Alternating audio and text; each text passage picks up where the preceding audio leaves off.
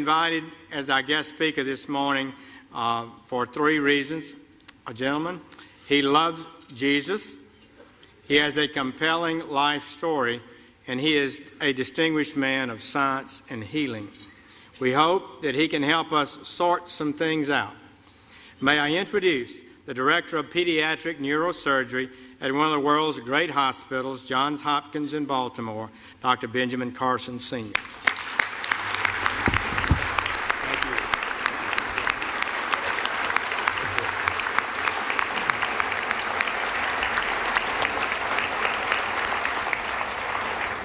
Thank you so much, Mr. President, Mr. Vice President, Mrs. Obama, distinguished guests, which includes everybody. Thank you so much for this wonderful honor to be at the stage again. I was here 16 years ago, and the fact that they've invited me back means that I didn't offend too many people. So that was great. I want to start by reading four texts which will put into context what I'm going to say. Proverbs 11:9. With his mouth, the godless destroys his neighbor, but through knowledge the righteous escape. Proverbs 11:12. A man who lacks judgment derides his neighbor, but a man of understanding holds his tongue. Proverbs 11:25. A generous man will prosper. He who refreshes others will himself be refreshed. And 2 Chronicles 7:14. If my people who are called by my name will humble themselves and pray and seek my face and turn from their wicked ways, then will I hear from heaven and will forgive their sins and heal their land. You know, I have an opportunity to speak in a lot of venues. This is my fourth speech this week. And I have an opportunity to talk to a lot of people. And I've been asking people, what concerns you? What are you most concerned about in terms of the spirituality and the direction of our nation and our world? And I've talked to very prominent Democrats, very prominent Republicans. And I was surprised by the uniformity of their answers. And those have informed my comments this morning. Now, it's not my intention to offend anyone. I have discovered, however, in recent years that it's very difficult to speak to a large group of people these days and not offend someone. And people walk around with their feelings on their shoulders waiting for you to say something. Did you hear that? And they can't hear anything else you say. The PC police are out in force at all times. I remember once I was talking to a group about the difference between a human brain and a dog's brain. And a man got offended. He said, you can't talk about dogs like that. But, you know, people just focus in on that, completely miss the point of what you're saying. And we've reached a point where people are afraid to actually talk about what they want to say because somebody might be offended. People are afraid to say Merry Christmas at Christmas time. It doesn't matter whether the person you're talking to is Jewish or, you know, whether they're any religion. That's a salutation, a greeting of goodwill. We've got to get over this sensitivity, you know, and it keeps people from saying what they really believe. You know, I'm reminded of a very successful young businessman, and he loved to buy his mother these exotic gifts for Mother's Day, and he ran out of ideas, and then he ran across these birds. These birds were cool. You know, they cost $5,000 a piece. They could dance, they could sing, they could talk. He was so excited he bought two of them. Sent them to his mother, couldn't wait to call her up on Mother's Day. Mother, what'd you think of those birds? And she said, they was good. He said, no, Mother, you didn't eat those birds. Those birds cost $5,000 a piece. They could dance, they could sing, they could talk. And she said, well, they should have said something. And you know, that's where we end up too if we don't speak up for what we believe. And you know what we need to do.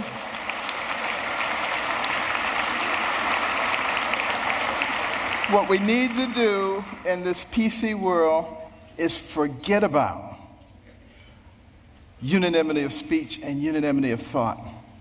And we need to concentrate on being respectful those people with whom we disagree. And that's when I think we begin to make real progress. And one last thing about political correctness, which I think is a horrible thing, by the way. I'm very, very compassionate, and I'm not ever out to offend anyone. But PC is dangerous. Because you see, this country, one of the founding principles was freedom of thought and freedom of expression. And it muffles people. It puts a muzzle on them. And at the same time, keeps people from discussing important issues while the fabric of their society is being changed. And we cannot fall for that trick. And what we need to do is start talking about things that are important, things that were important in the development of our nation. Well, one of those things was education. I'm very passionate about education because it's made such a big difference in my life. But here we are at a time in the world, the information age, the age of technology. And yet, 30% of people who enter high school in this country do not graduate. 44% of people who start a 4-year college program do not finish it in 4 years. What is that about? Think back to a darker time in our history, 200 years ago when slavery was going on. It was illegal to educate a slave, particularly to teach him to read. Why do you think that was? Because when you educate a man, you liberate a man. And there I was as a youngster, placing myself in the same situation that a horrible institution did, because I wasn't taking advantage of the education. I was a horrible student. Most of my classmates thought I was the stupidest person in the world. They called me dummy. I was the butt of all the jokes. Now, admittedly, it was a bad environment. Single parent home. You know, my mother and father had gotten divorced early on. My mother got married when she was 13. She was one of 24 children. Had a horrible life. Discovered that her husband was a bigamist. Had another family. And she only had a 3rd grade education. She had to take care of us. Dire poverty. Had a horrible temper, poor self-esteem. All the things that you think would preclude success. But I had something very important. I had a mother who believed in me. And I had a mother who would never allow herself to be a victim, no matter what happened. Never made excuses, and she never accepted an excuse from us. And if we ever came up with an excuse, she always said, "Do you have a brain?" And if the answer was yes, then she said, then you could have thought your way out of it. It doesn't matter what John or Susan or Mary or anybody else did or said. And it was the most important thing she did for my brother and myself. Because if you don't accept excuses, pretty soon people stop giving them and they start looking for solutions. And that is a critical issue when it comes to success. Well, you know, we did live in dire poverty.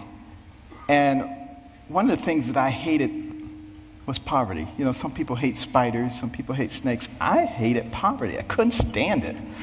And, but, you know, my mother couldn't stand the fact that we were doing poorly in school. And she prayed and she asked God to give her wisdom. What could she do to get her young sons to understand the importance of developing their minds so that they can control their own lives? And you know what? God gave her the wisdom, at least in her opinion. My brother and I didn't think it was that wise, because it was to turn off the TV. Let us watch only 2 or 3 TV programs during the week, and with all that spare time, read 2 books apiece from the Detroit Public Libraries and submit to her written book reports, which she couldn't read, but we didn't know that. And she put check marks and highlights and stuff. But, you know, I just hated this. And my friends were out having a good time. Her friends would criticize her. They would say, "You can't make boys stay in the house reading books. They'll grow up, they'll hate you." And I would overhear them, and I'd say, "Mother, you know they're right." But she didn't care, you know. But after a while, I actually began to enjoy reading those books. Because we were very poor, but between the covers of those books, I could go anywhere, I could be anybody, I could do anything.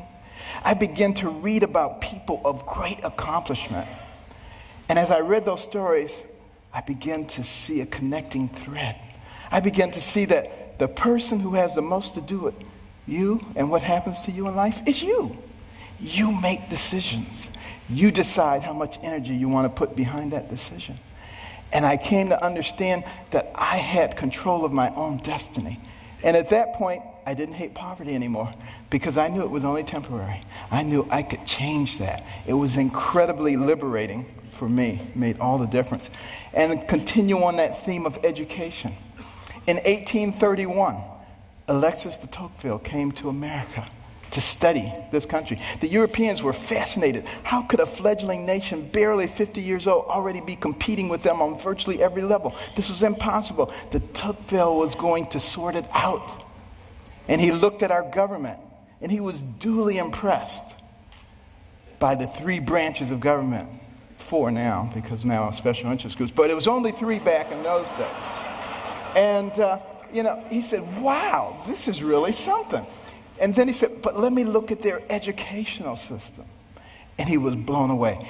See, that anybody finishing the 2nd grade was completely literate. He could find a mountain man on the outskirts of society. The man could read the newspaper, could have a political discussion, could tell him how the government worked. If you really want to be impressed, take a look at the chapter on education in my latest book, America the Beautiful, which I wrote with my wife. Came out last year. And in that education chapter, you will see questions extracted from a 6th grade exit exam from the 1800s. A test you had to pass to get your 6th grade certificate. I doubt most college graduates today could pass that test. We have dumbed things down to that level. And the reason that is so dangerous is because the people who founded this nation said that our system of government was designed for a well-informed and educated populace. And when they become less informed, they become vulnerable. Think about that. Our system of government, and that's why the education is so vitally important. Now, some people say, you're overblowing it, things aren't that bad. And you're a doctor, a neurosurgeon. Why are you concerned about these things? I've got news for you. 5 doctors signed the Declaration of Independence. Doctors were involved in the framing of the Constitution, the Bill of Rights, a whole bunch of things. It's only been in recent decades that we've extracted ourselves, which I think is a big mistake. We need doctors and we need scientists, engineers. We need all of those people involved in government, not just lawyers. I don't have anything against lawyers, but, here's the thing about lawyers. And I'm sorry, but I got to be truthful, okay? Got to be truthful. What do lawyers learn in law school? To win. By hook or by crook, you got to win. So you got all these Democrat lawyers and you got all these Republican lawyers, and their side wants to win. We need to get rid of that. What we need to start thinking about is how do we solve problems?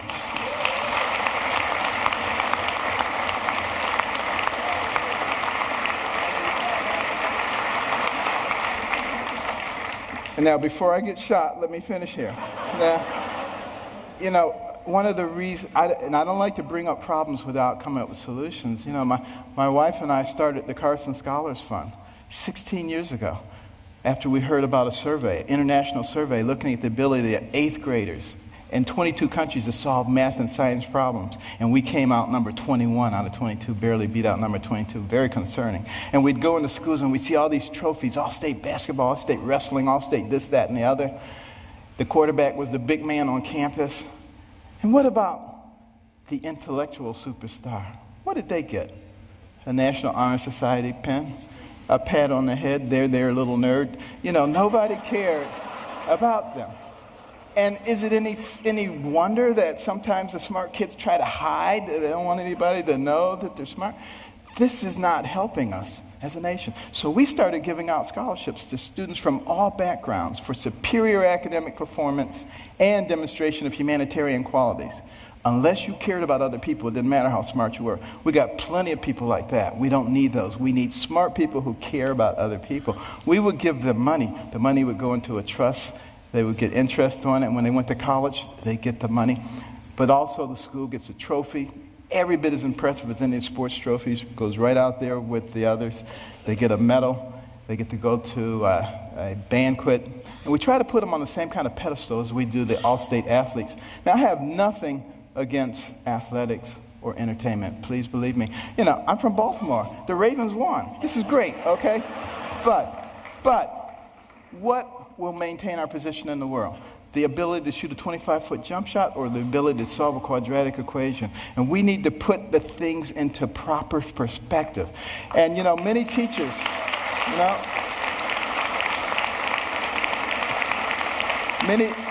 many teachers have told us when we put a Carson scholar in their classroom, the GPA of the whole class goes up over the next year. And it's been very gratifying. We started 16 years ago with 25 scholarships in Maryland. Now we've given out more than 5,000, and we're in all 50 states. But we also put in reading rooms. These are fascinating places that no little kid could possibly pass up.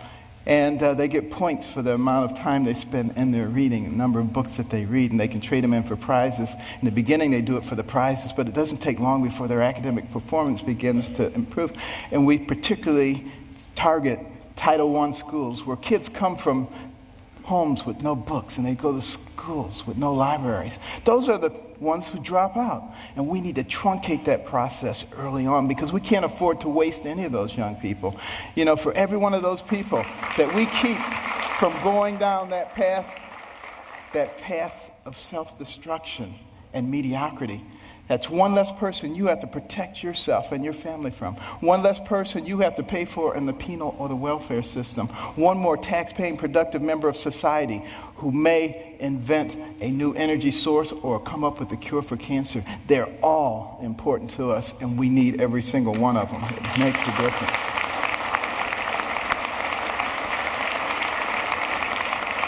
And when you go home tonight, please read about it. Carson Scholars Fund.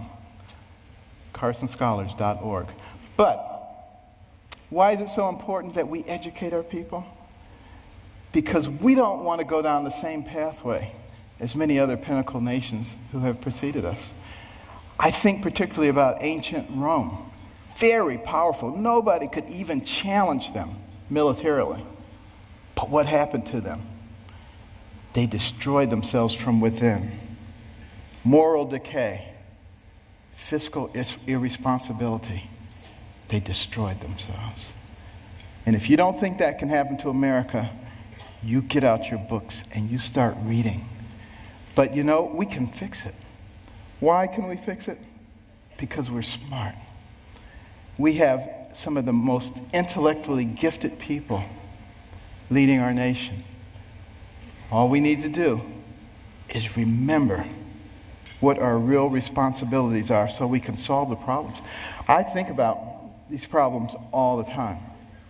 And, you know, my role model was Jesus. And he used parables to help people understand things. And one of our big problems right now, and like I said, I'm not politically correct, so I'm sorry. But, you know, our deficit is a big problem. Think about it. And our national debt, $16.5 trillion. You think that's not a lot of money? Tell you what, count one number per second, which you can't even do because once you get to 1,000, it'll take you longer than a second. But one number per second. You know how long it would take you to count the 16 trillion? 507,000 years. More than 500,000 years to get there. We have to deal with this. Here's the parable. A family falls on hard times. Dad loses his job or is demoted, gets part-time work. He has 5 children. He comes to the 5 children. He says, we're going to have to reduce your allowance. Well, they're not happy about it, but he said, except for John and Susan. They're special. They get to keep their allowance. In fact, we may give them more. How do you think that's going to go down? Not too well. Same thing happens. Enough said. What about our taxation system? So complex. There is no one who can possibly comply with every jot and tittle of our tax. If I wanted to get you or you, I could get you on a tax issue. That doesn't make any sense. What we need to do is come up with something that's simple. And when I pick up my Bible, you know what I see? I see the fairest individual in the universe, God, and he's given us a system. It's called tithe. Now, we don't necessarily have to do it 10%, but it's principle. He didn't say, if your crops fail, don't give me any tithes. He didn't say if you have a bumper crop, give me triple tithes. So there must be something inherently fair about proportionality. You make $10 billion, you put in $1 billion. You make $10, you put in 1. Of course, you got to get rid of the loopholes. But now some people say, well, that's not fair because it doesn't hurt the guy who made $10 billion as much as the guy who made 10. Where does it say you have to hurt the guy? He just put $1 billion in the pot. We don't need to hurt him. It's that kind of thinking. It's that kind of thinking that has resulted in 602 banks in the Cayman Islands. That money needs to be back here, building our infrastructure and creating jobs. And we're smart enough to figure out how to do that. We've already started down the path of solving one of the other big problems, healthcare. We need to have good healthcare for everybody. It's the most important thing that a person can have. Money means nothing, titles means nothing when you don't have your health. But we got to figure out efficient ways to do it. We spend a lot of money on healthcare, twice as much per capita as anybody else in the world, and yet not very efficient. What can we do? Here's my solution. When the person is born, give them a birth certificate, an electronic medical record, and a health savings account, to which money can be contributed pre-tax from the time you're born to the time you die. When you die, you can pass it on to your family members so that when you're 85 years old and you got 6 diseases, you're not trying to spend up everything. You're happy to pass it on, and there's nobody talking about death panels. That's number one. And also, for the people who are indigent, who don't have any money, we can make contributions to their HSA each month because we already have this huge pot of money. Instead of sending it to some bureaucracy, let's put it in their HSAs. Now they have some control over their own health care. And what do you think they're going to do? They're going to learn very quickly how to be responsible. When Mr. Jones gets that diabetic foot ulcer, he's not going to the emergency room and blowing a big chunk of it. He's going to go to the clinic. He learns that very quickly. Gets the same treatment. In the emergency room, they send him out. In the clinic, they say, now let's get your diabetes under control so you're not back here in 3 weeks with another problem. That's how we begin to solve these kinds of problems. It's much more complex than that, and I don't have time to go into it all, but we can do all of these things because we're smart people. And let me just begin to close here by another parable. Sea captain, and he's out on the sea near the area where the Titanic went down. And they look ahead and there's a bright light right there.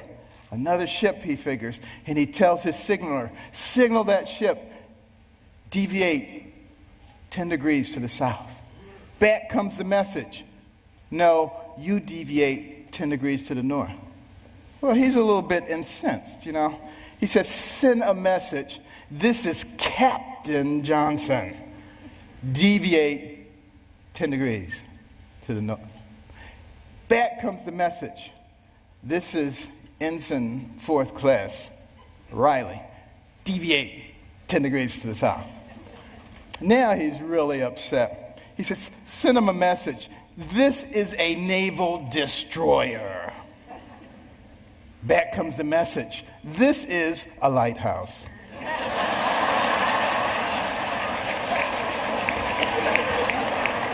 Enough said.